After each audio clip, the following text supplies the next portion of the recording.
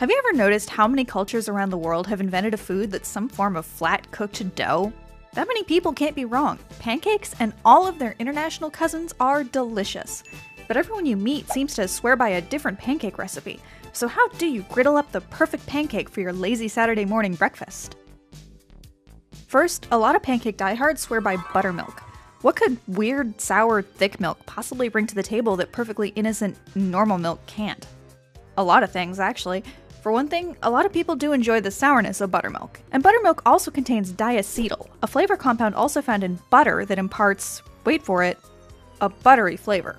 But it's not just for flavor. Buttermilk is also important to the mechanics of your pancakes, helping them reach the towering heights required for fluffy pancake nirvana. Harmless bacteria munch on sugars to produce lactic acid in buttermilk. And because it's an acid, lactic acid can take part in the classic chemical reaction you've known about ever since your first elementary school volcano project. Your pancake recipe also calls for baking soda, which is a base. When lactic acid and baking soda get together, they produce bubbles of carbon dioxide gas. But instead of whooshing out all at once, the carbon dioxide fizz gets trapped in your pancake batter. Those bubbles expand until the batter cooks and solidifies around them. Plenty of bubbles mean your pancakes will be light, fluffy, and tall. Be sure to cook your batter right away, and don't rest it for too long so the bubbles don't have a chance to escape. Without buttermilk, your pancakes won't rise, and you might as well be eating shoe leather. Well, that's not quite true. If you're not a fan of buttermilk, other recipes use baking powder, which contains a powdered acid and base that start to react when heated, to achieve optimal pancake floof. Leaveners, people. Don't heat up the griddle without them. Don't have either buttermilk or baking powder on hand? You can add the acid yourself by adding 1 tablespoon of lemon juice per 1 cup of regular milk. That'll react with the baking soda just like lactic acid would. A little extra baking soda will help your pancakes brown too.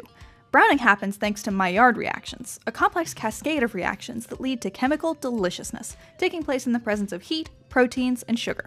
Click on that there card to learn more about Maillard's delicious chemistry. Those reactions are helped along when they take place in a slightly basic environment. Having just a little baking soda that's not neutralized by acid helps pancakes develop color and flavor. Not too much though, or they'll brown way too quickly and taste burnt. Pro tip, our expert reviewer Dr. Matt Harding says if you really want to enhance Maillard, fold some melted butter or oil into the batter. Recipes we found suggest a 1/4 cup of butter for every 2 cups of milk. But here at Reactions, we encourage you to experiment with your recipes to develop a law of extreme tastiness. Then there's the maple syrup you drizzle over those warm, fluffy beauties. Maple syrup comes from the sap of trees belonging to the genus Acer, and while it's mostly water and sugar, there's also minerals and organic molecules that give it a complex flavor profile. When the sap is heated to condense it into syrup, even more flavor develops, as well as the characteristic brown color. That's thanks to even more Maillard reactions taking place in the sap. Many of the flavor molecules in maple syrup are phenolic compounds, and while some phenolics might have positive or negative effects on flavor, the god of all phenolics is vanillin. Vanillin is in vanilla extract as well as occurring naturally in maple syrup, and it's anything but plain vanilla. In maple syrup, it seems to add to the richness of the overall flavor, as well as helping to blend the other flavor notes together. Additional phenolics form as the sap is heated, like cubecol.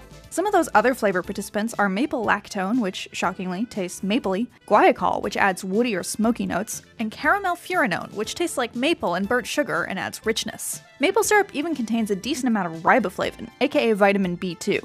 But the main ingredient is still sugar, a minimum of 66% to be considered proper syrup. So keep in mind while you're guzzling, it's not exactly a health potion. Finally, you might be tempted to beat your pancake batter until it's perfectly smooth and there's no lumps of dry ingredients to be seen.